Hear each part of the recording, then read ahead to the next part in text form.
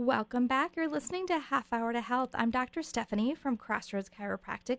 The show today has been sponsored by Crossroads Chiropractic, where you can have a complete exam with any necessary x-rays to find out how chiropractic might be able to help you for just $49 at any of our 3 locations in Pembroke, in Meredith, or in Epping. Go to crossroadschiropractic.com. And you are back with Dr. Barry Taylor. Good morning, and thanks for being with us. Are you sure you want to thank me for being with you? Because, the last thing I want to do is to make you sad. Yeah, you made me so sad on this last tip for healthy hormones. You said limit the caffeine, and, I really love the taste of espresso. My guilty pleasure. Good. No worries, no guilt at all. So the key word in that statement, Dr. Steph, is limit. The key word is not to be dependent on it for energy. Allow the sensual pleasure of enjoying the taste of it to pleasure yourself, and a little bit of caffeine here and there is good.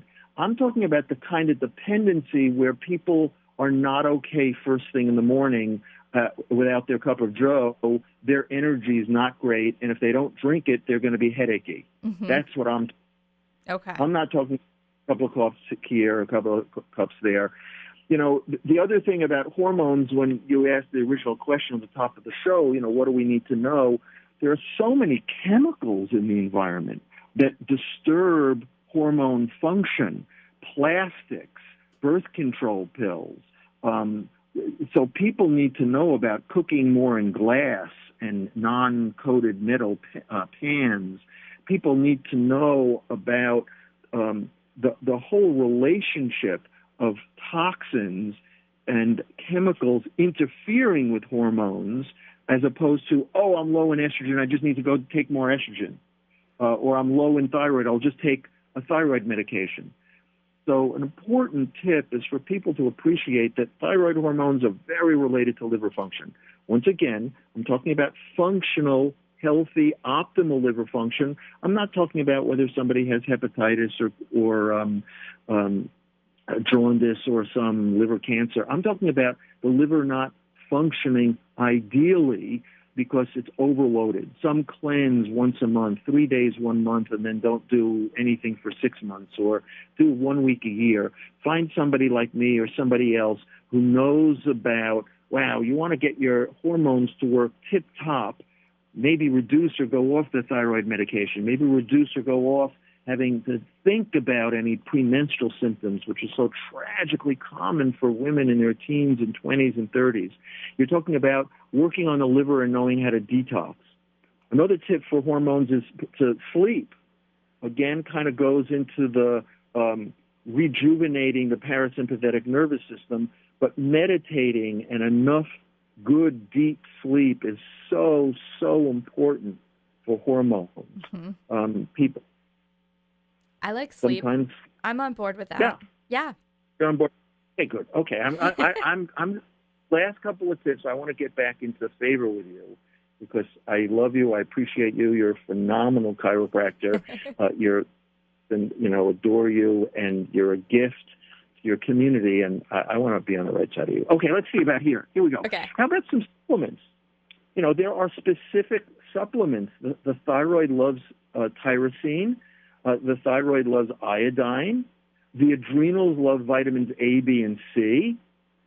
There's an herb, maca, which is phenomenal for testosterone and other aspects of the body. Ginseng's good for testosterone. There are specific nutrients, magnesium, that really help hormones. Anything dark, chlorophyll, vegetables can help with menopausal symptoms, blue and black cohosh. So different supplements for different people can be very, very helpful. Vitamin D is a major source of certain hormones in the body. And you're out in the summertime, but, most of us are more in if you're living in the Northeast or if you're living in certain parts of the world where it's not California, it's not Hawaii or Arizona, and you stay in. There are a lot of people who are quite vitamin D deficient, and that's not just good for the bones, but really, vitamin D is almost thought as a precursor for hormones. So there's different herbs I've mentioned. Oh, here's a point we have to say before we see if you've got more questions.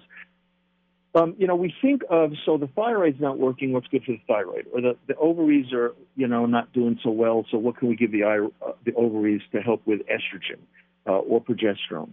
But another big piece for listeners to please appreciate is the relationship of the digestive system. There's a lot of hormone receptors all through the esophagus, all through the small and large intestine. Remember, we were talking about hormones like a messenger. It gets sent by an organ, and then you got a receptor all through your body. So there are hormone receptors through our digestive system. Now we're thinking about the body a bit more holistically, and I don't mean mentally, emotionally, spiritually. I just mean looking at the physical body in terms of how it's interconnected, as opposed to, I have dry skin, my hair is brittle, I'm overweight around the hips, my energy's down, I'm a little moody. So maybe I'm subclinically hypothyroid. Even if the T3, T4, TSH in the blood is normal, there's a condition that medical doctors, some naturopaths, chiropractors like you, are open to called subclinical hypothyroid. Well, it's not then as simple as just throw somebody some thyroid medication or a really great supplement, like in my supplement line, Healthy Thyroid. It's also looking at, how's the digestive system doing in breaking things down and absorbing? So supporting digestive health is very, very key to hormone balance and hormone efficiency. Mm-hmm. So yeah. If I were listening to this, how would I know that I have a hormone imbalance? Like, what are some signs of it? Other than the obvious, okay, so I'm tired and maybe I'm experiencing some weight gain. Because I think that everyone could say, that could be a sign of hormones being off. I think that's common knowledge. But what else? Oh, good. Thanks. Well, if you're two-legged with calling yourself a female and you have premenstrual symptoms, you're moody, irritable, get angry easily, you crave sugar, crave carbs, breast tenderness, bloating, before you start to flow, then premenstrual symptoms, premenstrual tension, that's signs of hormone imbalance. Something's going on. You don't have enough progesterone, you have too much estrogen, something's going on. If you're an older woman, premenopausally, meaning your cycle is shortening or it's not coming as regular. If you're a younger woman and your cycle is coming irregular, that's a hormone imbalance. If you're premenopausal or menopausal and you've got vaginal dryness, you're moody, you're headachy, you got night sweats, hot flashes, those are hormone imbalances.